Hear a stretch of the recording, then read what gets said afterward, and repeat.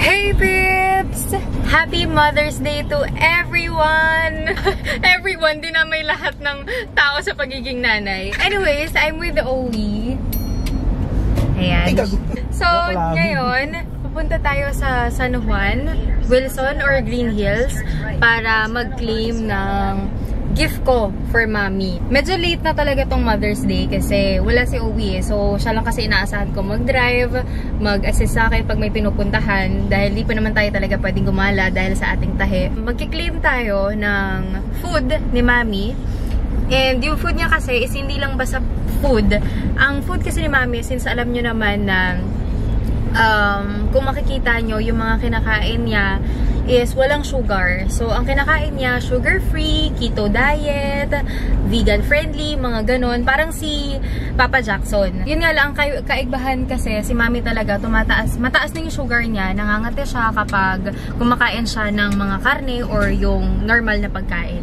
Kaya yung pagkain niya ngayon, ayun nga, nalobat yung cam natin, kaya lipat tayo sa iPhone. As I was saying, hindi na normal yung pagkain niya. Special na.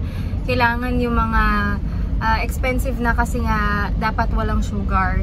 So, I bought her before a keto-friendly food and gusto ko ulit siya bilhan since Mother's Day naman. Kaya i-treat ulit natin siya ng keto-friendly. Umalis ka dyan, kuya. Dito na tayo sa Keto Filipino. Grabe yung hair ko. Red-brown na talaga siya. Reddish na siya. So, i-claim na natin.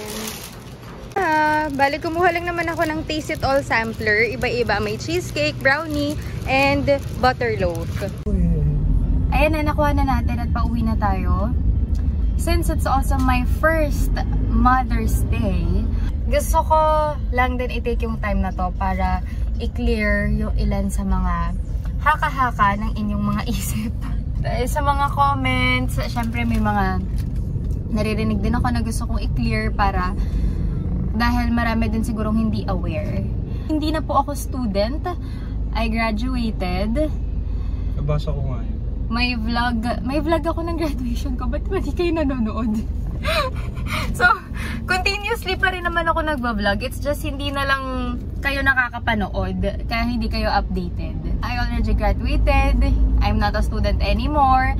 And yung mga bagay-bagay ay kami dalawa na lang ni Owie nag-uusap about it.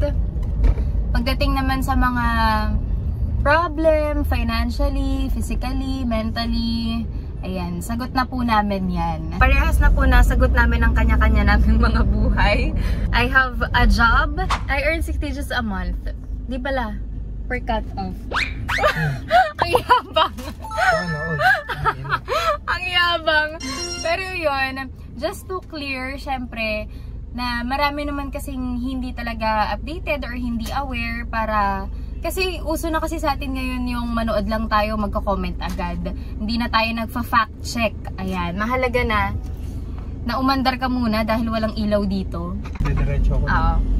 Uso na kasi sa atin ngayon yung manonood lang tapos magko-comment na agad. Hindi na tayo nagfa-fact check muna. Ayan, so pag may time, pwede naman tayong manood din ng mga previous videos namin ko. Ayan, so tinake ko na yung opportunity na to kasi Mother's Day naman para din maliwanagan yung mga viewers natin dahil alam ko matagal din ako hindi nakapag-vlog. Kaya ayun, doon na natin ituloy ang kwentuhan sa bahay dahil malapit na kami. Tuloy na namin to.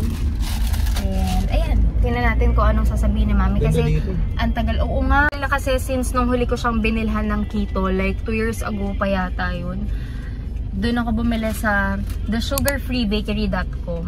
Pero ngayon, bumili tayo sa Keto Filipino. O, ayan, sponsoran nyo na po si Mami. Hello! Mami, bakit ka nakaano? Bakit ka biglang tumalikod? Ano ba? Ang kani mo? Exclusive for my dad. Mami! Ano ba? My face is exclusive. Hello!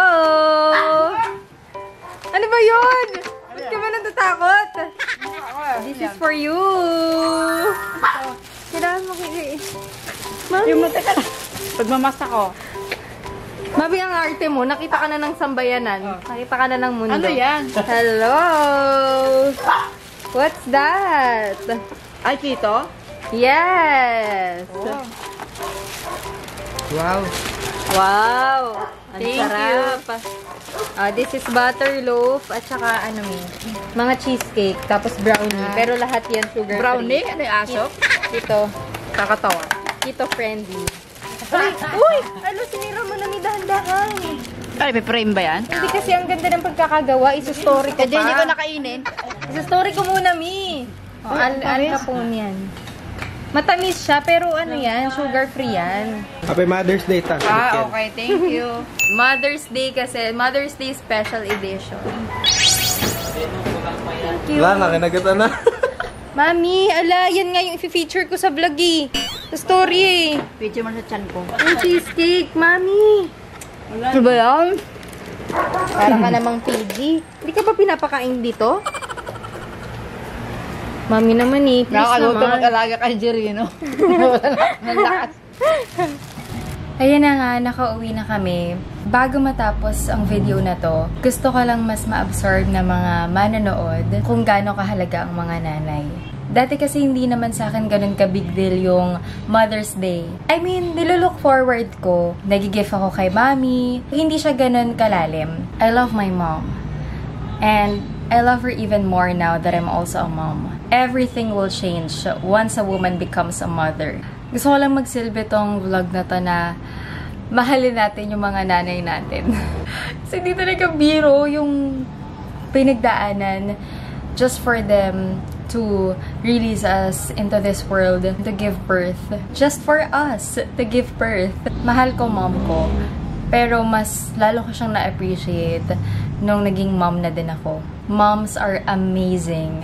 There is nothing in this world as amazing as moms. So sa mga ka-generation ko, or even adults, if you see this, at nandiyan lang yung nanay mo sa tabi, lapitan mo at sabihin mo sa kanya lahat ng important reminders, lahat ng na-appreciate mo while having her. Lapitan niyo sila ngayon and tell them how much you love them. Hug them, kiss them, make them feel loved. I think yun lang.